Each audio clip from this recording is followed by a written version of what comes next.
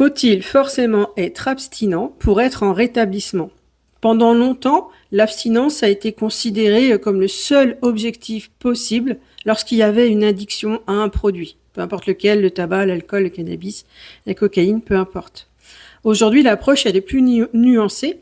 Pour certaines personnes, l'abstinence, ça va rester l'objectif le plus sûr, et pour moi y compris, et celui dans lequel on va trouver un équilibre sans perte de contrôle et en retrouvant un pouvoir d'agir sur notre vie.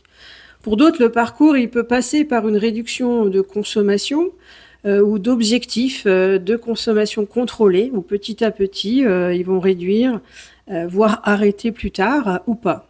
Et ces objectifs, ils peuvent et aussi évoluer avec le temps, hein, c'est pas figé.